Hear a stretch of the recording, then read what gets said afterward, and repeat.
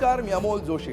किस्सा इलेक्शनचा या खास कार्यक्रमामध्ये तुम्हा सगळ्यांचं स्वागत. 2019च्या लोकसभा निवडणुकीपर्यंत राणे म्हणजे कोकण असं राजकारण होतं. मात्र शिवसेनेच्या सोप्या विजयामुळे राणेंची भाजपकडे कशी वाटचाल झाली याचा किस्सा फार महत्त्वाचा आहे. 2014च्या निवडणुकीमध्ये राणेंचा पराभव झाल्यानंतर 1-2 वर्षात त्यांनी काँग्रेसला रामराम ठोकला आणि स्वतःचा स्वाभिमान पक्ष स्थापन करून राजकारणाला सुरुवात केली.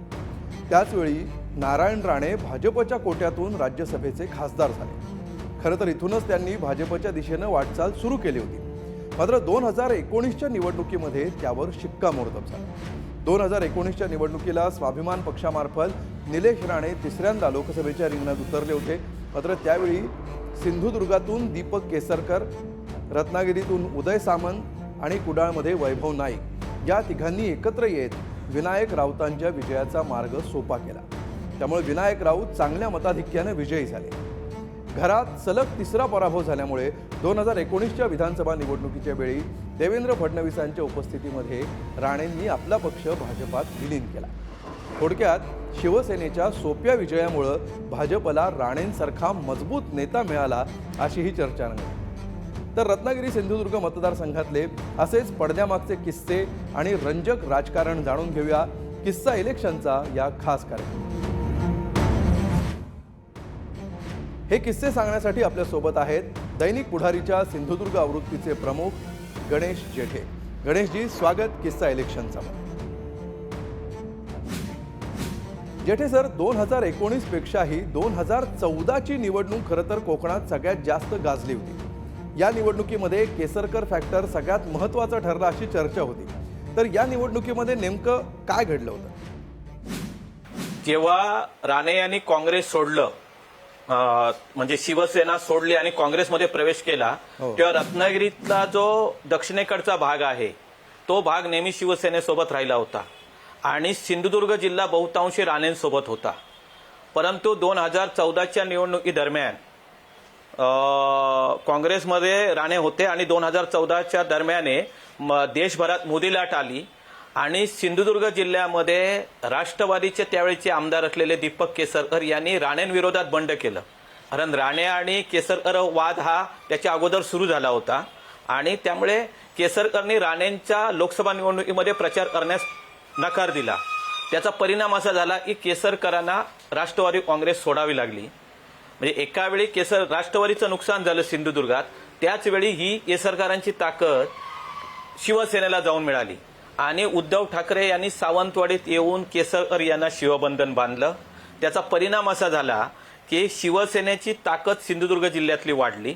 रत्नागिरीत मुळात शिवसेनेची ताकद होतीच, तर ह्या दोन्ही जिल्ह्यातील ताकद एकत्र येऊन रत्नागिरी सिंधुदुर्ग जिल्ह्यामध्ये विनायक राऊत यांचा विजय झाला.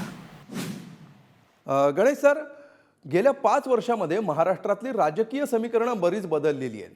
शिवसेनेतली फूट, राष्ट्रवादीतली फूट या सगळ्या पार्श्वभूमीवर सध्या रत्नागिरी सिंधुदुर्ग मतदारसंघामध्ये नेमकी कशी लढाई होईल असं तुम्हाला दिसतंय?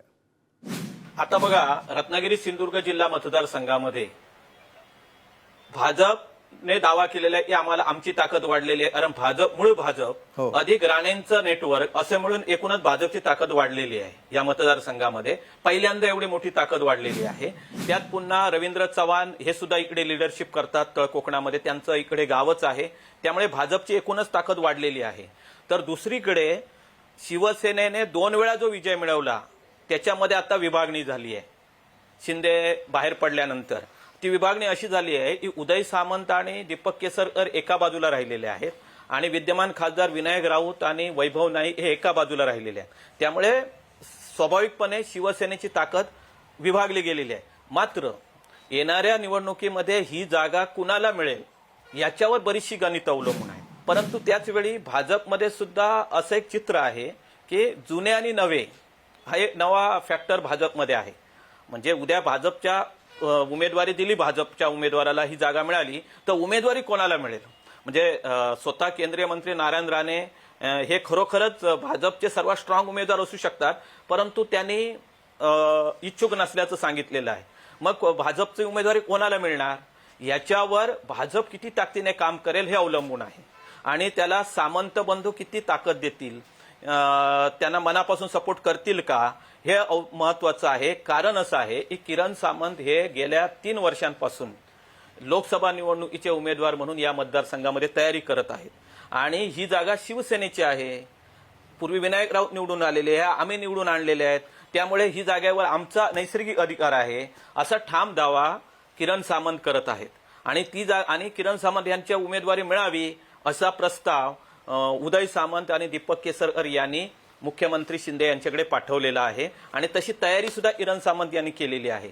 त्यामुळे उमेदवारी कोणाला मिळते, किरण सामंत यांना मिळते का, आणि किरण सामंत यांना उमेदवारी मिळाली तर भाजप त्यांना मनापासून सहकार्य करतील का, ह्याच्यावर पुढच्या विजयाची गणितं अवलंबून असतील.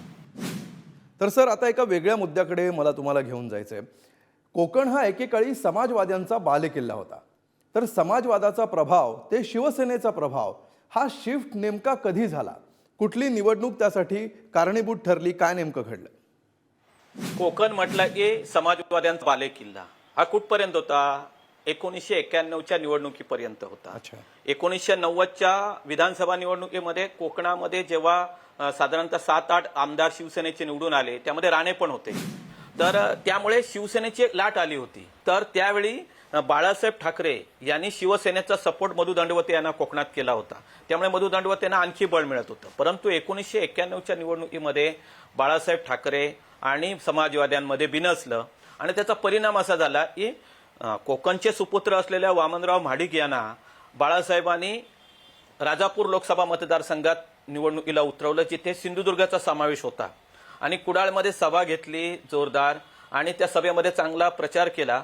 आणि त्याच वेळी शिवसेनेची ताकद वाढत गेली आणि त्याच वेळी नेमकं राजीव गांधी यांची हत्या झाली, त्यामुळे काँग्रेसची लाट आली.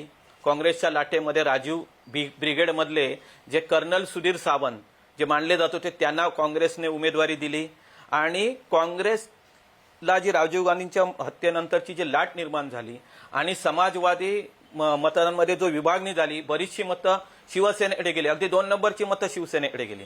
त्यामुळे मधु दंडवते यांचा पराभव झाला. हा मधु दंडवते यांचा पहिला पराभव होता आणि महत्वाचं म्हणजे मधु दंडवतेंच्या पराभवाबरोबरच 1991च्या निवडणुकीमध्ये तळ कोकणामध्ये जो समाजवाद्यांचा एक जो दबदबा होता तो त्याला अधोगती सुरू झाली आणि त्यानंतर समाजवाद्यांचं राजकारण तळ कोकणातलं अगदी जवळपास संपुष्टात आलं. सर, आता सगळ्यांचं लक्ष लागलेलं आहे ते 2024च्या निवडणुकांकडे. तर कोकणामध्ये बरेच फॅक्टर आहेत, मात्र त्यातला कुठला फॅक्टर महत्त्वाचा ठरेल, कुठला मुद्दा कळीचा ठरेल असं तुम्हाला वाटतं? या निवडणुकीमध्ये सगळ्यात महत्त्वाच्या राजकीय दृष्ट्या 2 कळीचे मुद्दे आहेत. पहिलं म्हणजे की जुने भाजपचे लोक नेते मंडळी आणि नवीन भाजपमध्ये आलेली नेते मंडळी यांचं एकमत होतं का, यावर हा एक कळीचा मुद्दा आहे. दुसरा मुद्दा असा आहे की कोकण म्हटलं, तळ कोकण म्हटलं की शिवसेनेचा बालेकिल्ला, शिवसेनेचा म्हणजे ठाकरेंच्या शिवसेनेचा बालेकिल्ला.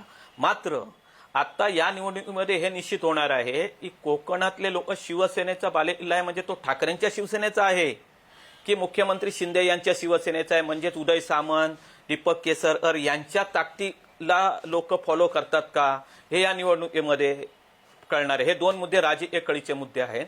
आणि सामाजिक दृष्ट्याने विकासाचा कळीचा मुद्दा जो सगळ्यात महत्वाचा आहे तो महागाई, जो देशभर आहे, जो महाराष्ट्रात पण आहे आणि तो कोकणातही हा कळीचा मुद्दा असणार आहे येणाऱ्या निवडणुकीमध्ये. आणि येणाऱ्या निवडणुकीमध्ये सगळ्यात महत्वाचा कळीचा मुद्दा जर काय असेल तर कोकणातून मुंबईकडे जाणारे जे तरुणांचं स्थलांतर आहे ते आजही थांबलेलं नाही, इतक्या वर्षांनी थांबलेलं नाही. जरी कोकणात कोकण रेल्वे आली, हायवे झाला, तरी देखील तरुण पिढी शिकल्यानंतर थेट मुंबई गाठते. याचं कारण असं आहे की त्यांच्या हाताला काम देणारा रोजगार आपल्या कोकणामध्ये निर्माण अद्याप झालेला नाही. प्रत्येक निवडणुकीमध्ये लोकसभेच्या आम्ही रोजगार निर्माण करू असं सगळ्याच राजकीय पक्षांच्या नेत्यांकडून सांगितलं जातं. परंतु हा मुद्दा आता पण येईल, परंतु ह्या मुद्द्यावर मतदार आपला निर्णय घेणार आहेत की आम्हाला रोजगार कोण देणार आहेत, आणि हा मुद्दा ह्या निवडणुकीमध्ये निश्चितपणे कळीचा ठरेल. निश्चितपणे. धन्यवाद गणेश जेठेजी, तुम्ही आम्हाला वेळ दिलात. तुम्ही सांगितलेल्या किस्सांसाठी आणि केलेल्या विश्लेषणासाठी तुमचे आभार. कोकणामध्ये कुठला फॅक्टर महत्त्वाचा ठरेल असं तुम्हाला वाटतं? नक्की कळवा आणि पाहत रहा पुढारी न्यूज, कारण पॉलिटिक्स म्हणजे पुढारी न्यूज.